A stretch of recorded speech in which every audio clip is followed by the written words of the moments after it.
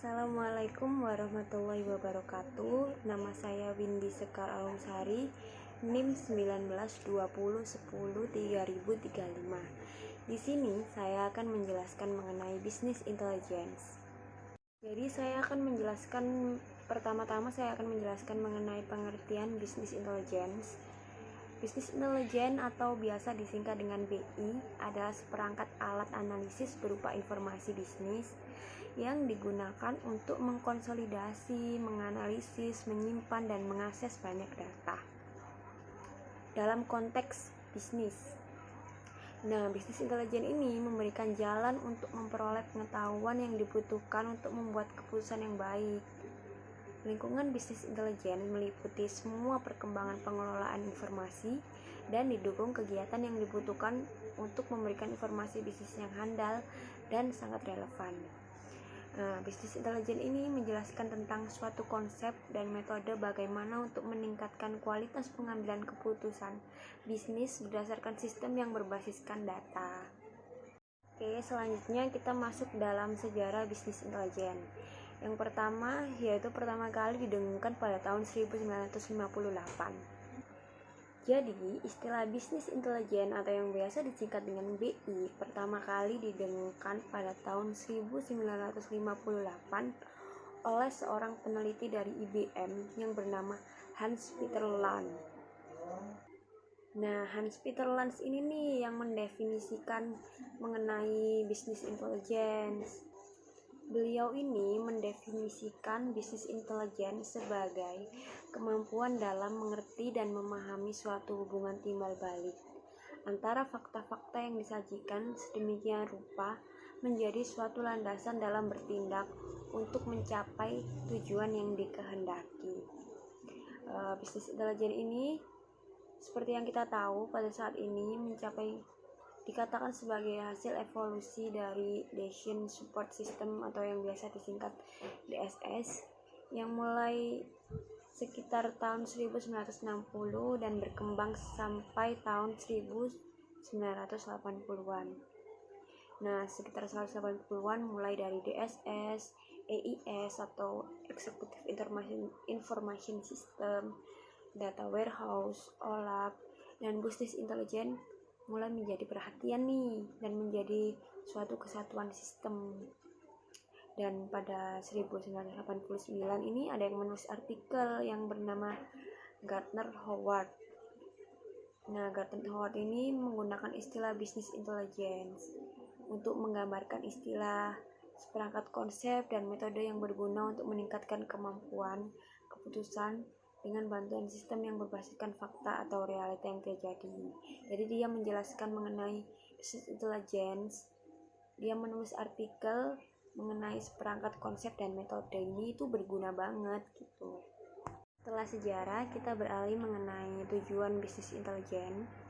Jadi perusahaan ini menggunakan bisnis intelijen bertujuan untuk memahami, meningkatkan kinerja, penganggaran biaya yang lebih efisien, dan mengidentifikasi peluang bisnis baru.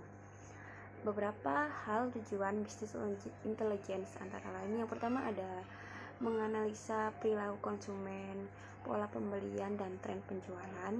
Yang kedua ada mengukur, melacak, dan memprediksi penjualan dan kinerja keuangan. Yang ketiga penganggaran, perencanaan keuangan, dan peramalan. Yang keempat mengetahui kinerja kegiatan pemasaran.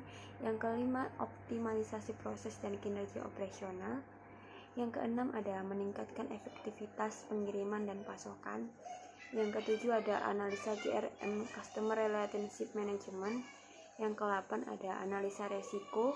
Yang ke-9 ada analisa nilai strategis. Yang terakhir yaitu penerapan konsep bisnis intelijen. Ada berapa nih? Ada 3. Yang pertama saya akan menjelaskan mengenai bisnis intelijen pada industri perbankan. Nah, penerapan bisnis intelijen pada industri ini merupakan kunci sukses dalam mengefisiensi dan mengefektifkan kegiatan bisnis utama dengan kemampuan dalam mendapatkan, mengelola, dan menganalisa data nasabah, produk, dan layanan kegiatan. Jadi penerapan bisnis intelijen pada industri ini yaitu ada yang pertama consumer relationship, Management, Customer Credit Analyst, Risk Management, Credit Card Analyst, Customer Segmentation, dan lain-lain. Peranan bisnis intelijen dalam kegiatan bisnis dapat menyediakan layanan yang lebih personal kepada pelanggan dan secara radikal meningkatkan kualitas servis dari bank tersebut.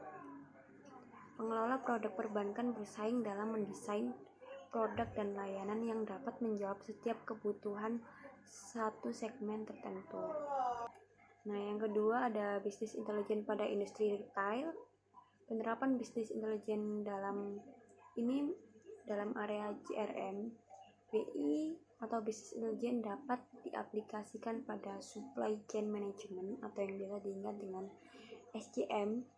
Dengan menerapkan SCM, manajemen perusahaan dapat mengefisienkan kontrol terhadap persediaan dan proses pembelian kepada pemasok.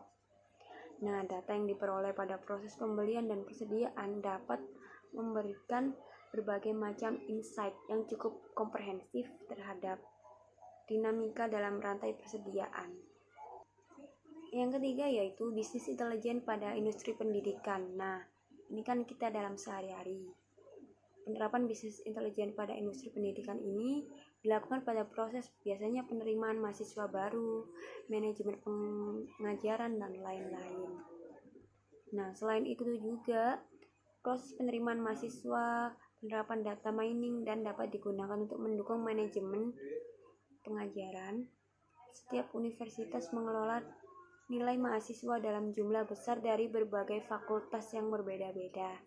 Dengan adanya penerapan data warehouse dan menganalisa data tersebut dengan menggunakan berbagai teknik data mining, pihak pengelola fakultas dapat mengeksploitasi berbagai informasi tersembunyi dan dapat melakukan peramalan dan analisis, sehingga pengelolaan fakultas dapat menggunakannya untuk meningkatkan kualitas pengajaran dan pengetahuan.